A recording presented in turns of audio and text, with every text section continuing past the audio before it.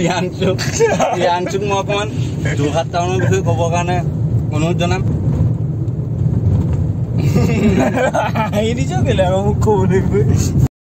Welcome to my channel কাজু বাদাম world.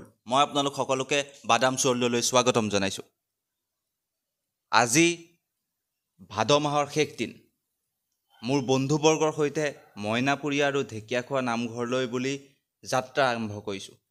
তাত গৈ পেলাই এগছি চাকি ধূপ লগতে সেৱা জনাই সকলোৰে মংগল হোৱাটো কামনা কৰিছোঁ।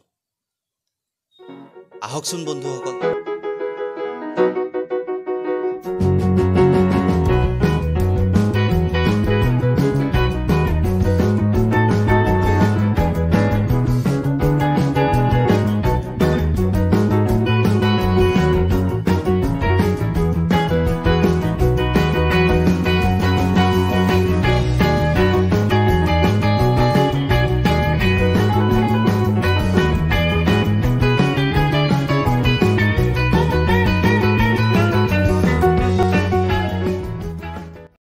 তো আমি আহি আছোঁ এতিয়া, আহি অলপ আগবাঢ়িছোঁ। এতিয়া পাম আৰু নামঘৰ। এতিয়া আমি এই ভোগদৈৰ দলং পাৰ হৈছোঁ। তো মই ভাবিছোঁ যে আপোনালোকে এনেই ৰাস্তাটো চাই যোৱাতকৈ অকণমান আমাৰ কথাকে শুনক। তো প্ৰিয়াঞ্চু, অকণমান বৰনামঘৰৰ বিষয়ে দুই এষাৰ ক'বা বুলি আশা কৰিলোঁ।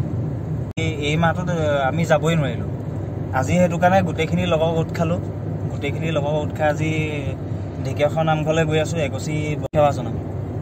হয়, ঠিক কৈছে।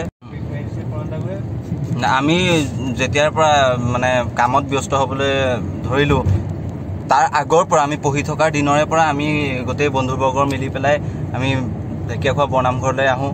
তাত চাকি ধূপ জ্বলাওঁ। সেইটো আমাৰ বহুত দিনৰ আগৰ পৰা চলি আহিছে। আমি সেই তেতিয়া চাইকেল চলাই থকা দিনৰ পৰা এতিয়া গাড়ী হৈছেগৈ। আগতেতো চাইকেল আছিল, তাৰপিছত বাইক, এতিয়া গাড়ী হৈছে। এই গাড়ীখন আকৌ আমাৰ নাই, মানে তেনেকৈ আমি গাড়ী লৈ আহিব নোৱাৰোঁ। কিন্তু এতিয়া আমাৰ এজন বন্ধুৱে গাড়ী আছে। তো বন্ধুজনৰ জহতে আৰু আমি অকণমান ফূৰ্তি কৰিছোঁ।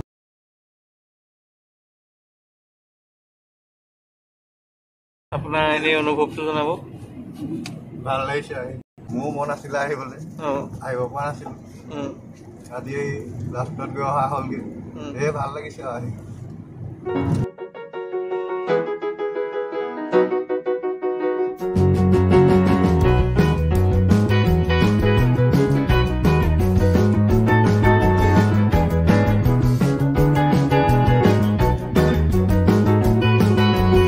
আহে আমি পাইছোঁ সৰু ইয়াত দেখিছে ৰাইজ হাতীগড় দেৱাল।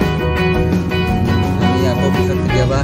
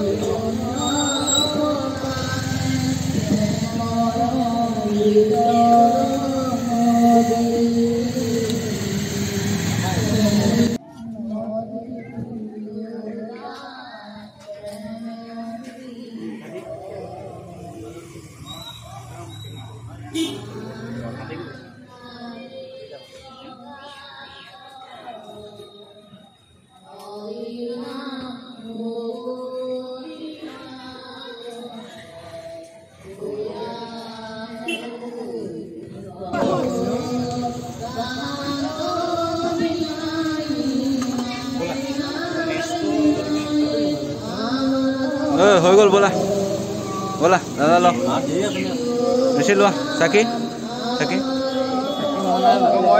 হা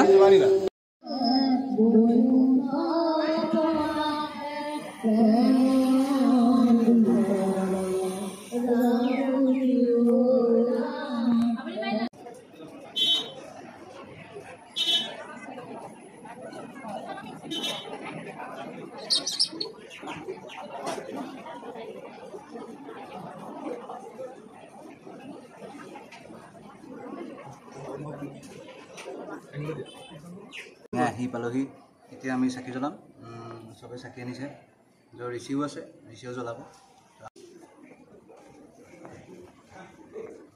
তুমি ভগৱানৰ ওচৰত কি প্ৰাৰ্থনা জনাবানো চাকি গছ জ্বলাই সেইটোকে কৈ দিয়া সকলোৰে যাতে মংগল হওক তাৰে কথা ভাবি ভগৱানৰ ওচৰত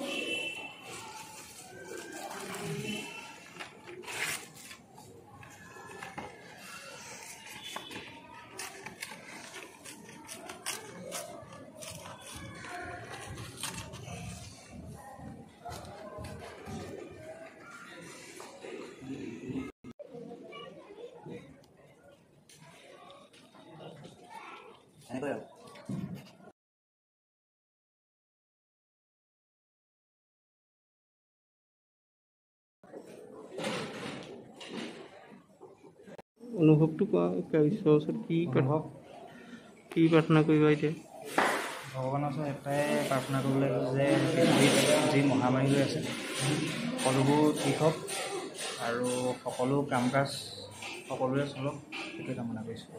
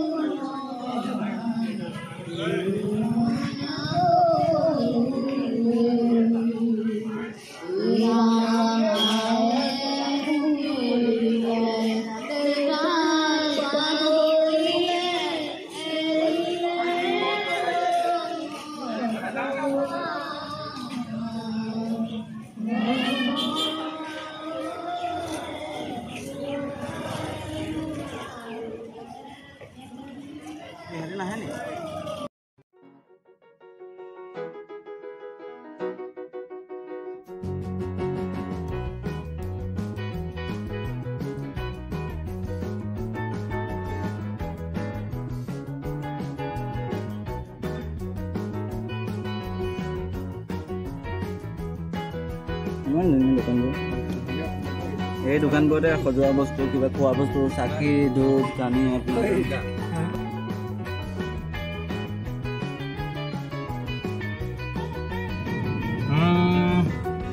বন্ধুসকল আমি এতিয়া মইনাপুৰীয়া নামঘৰত সোমালোঁ এতিয়া ঢেকীয়াখোৱা নামঘৰলৈ গৈ আছোঁ ইয়াত ভালেই লাগিলে সুন্দৰ অনুভৱ আমি এজনী আইতাক লগ পালোঁ বৌ এজনীক তো বৌজনীক সুধিলোঁ এষাৰ কথা বৌজনীয়ে ক'লে কিনো ক'লে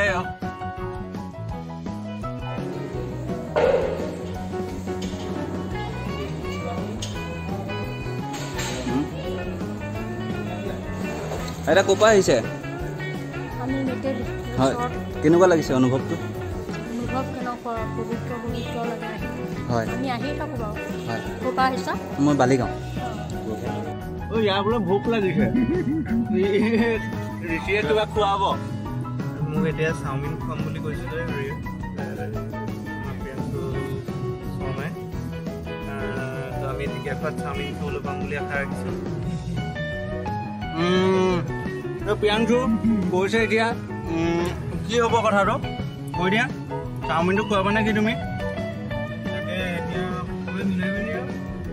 সিহঁতি চাওমিনে খাব বোলে কিন্তু মই সিহঁতক অফাৰ এটা দিছিলোঁ মইনাপুৰীয়া নামঘৰত ফুচকা খাবিনি বুলি ফুচকা নাখাওঁ বুলি ক'লে তো ব'লকচোন কি হয় বন্ধুসকল যোৰহাট নগৰৰ পৰা প্ৰায় 15 কিলোমিটাৰ পূবত অৱস্থিত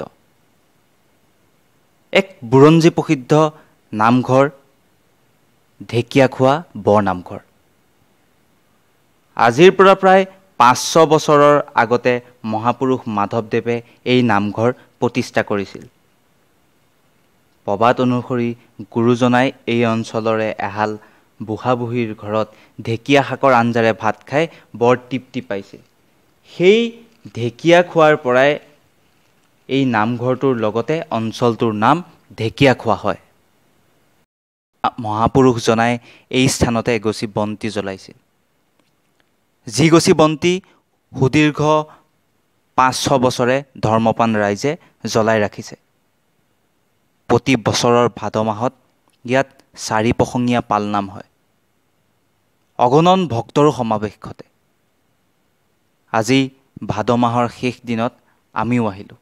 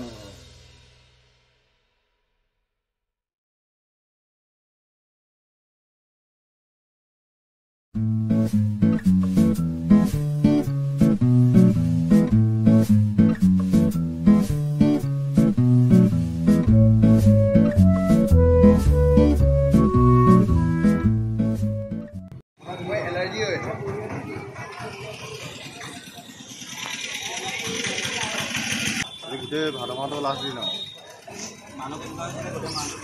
মানুহ আজি আগৰ নিচিনা যোৱা বছৰ যেনেকৈ ভিৰ হৈছিলে আগতে লকডাউন নহওঁতে, এতিয়া ভিৰটো বেছি ইমান মানে আগৰ নিচিনা ভিৰ নহয়, অলপ কম আগতকৈ। কৰোণাৰ কাৰণে অলপ ভিৰটো কমি গৈছে। চাকি তলি কেইগছ লৈছে? মই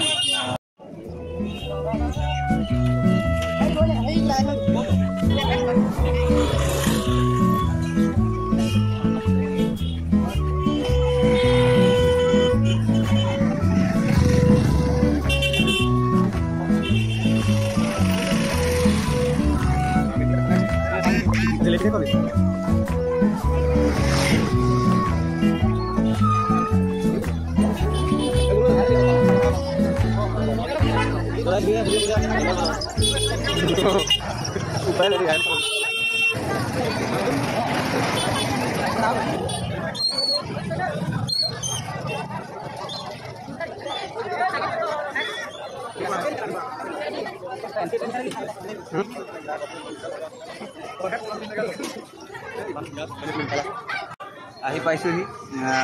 বহুত মানে ভিৰৰ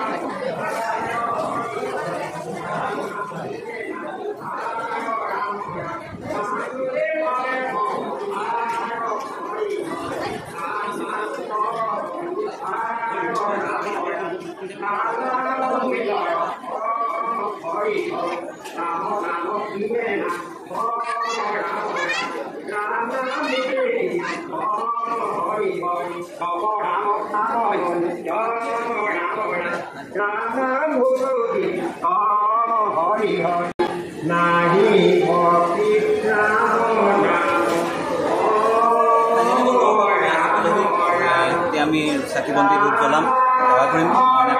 কৰিলোঁ সেইটো আপোনালোকক ক'লোৱে। এতিয়া ঢেকীয়াখোৱা নামঘৰ পালোহি। আহক, আজি পাৰিছোঁ যেনেকৈ পাৰিছোঁ আপোনালোকক দেখুৱাবলৈ চেষ্টা কৰিছোঁ।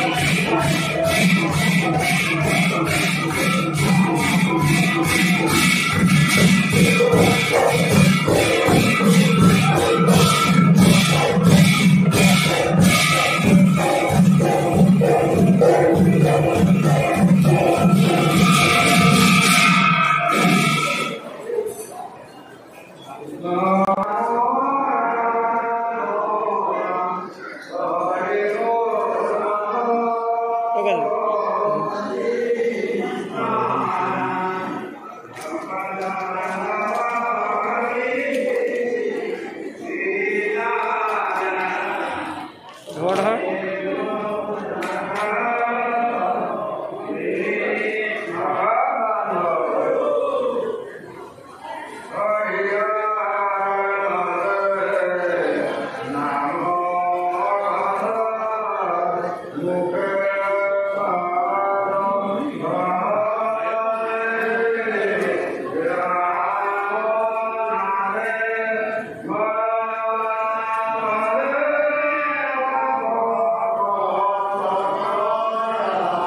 অনুভৱ ভাল হৈছে, ভাল লাগিছে আহি। প্ৰত্যেকবাৰ অহা হয়, এইবাৰ খালি অহা নাই, আজি আহিছোঁ বিশ্ব পূজাৰ দিনা। অনুভৱ ধুনীয়া, ভাল লাগিছে।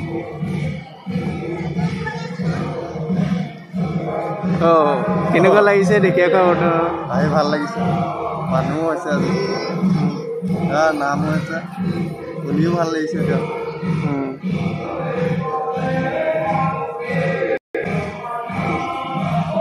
কেনেকুৱা লাগিছে? ভাল লাগিছে। গুৰুজনাৰ অন্যতম এক অৱদান ঢেকীয়াখোৱা বৰনামঘৰ, তাত আমি আজি সেৱা কৰিলোঁ, দৰ্শন কৰিলোঁ। এতিয়া এই ভৰি ধোৱা মহাভাগো দেখিলোঁ। ইয়াত এতিয়া আজি সামৰণি হৈছে ভাদমাহ। গোটেই 1 মাহ জোৰা গোটেই কাৰ্যসূচীৰে এটা উখল মাখল পৰিৱেশ আজি ইয়াত শেষ হ'বলৈ গৈ আছে। গাঁৱৰ ৰাইজৰ মন চন বেয়া হ'বলৈ গৈ আছে। ঠিক আছে, হ'ব, আজি তেতিয়াহ'লে ভিডিঅ'টো ইয়াতে শেষ কৰিছোঁ। Bye bye.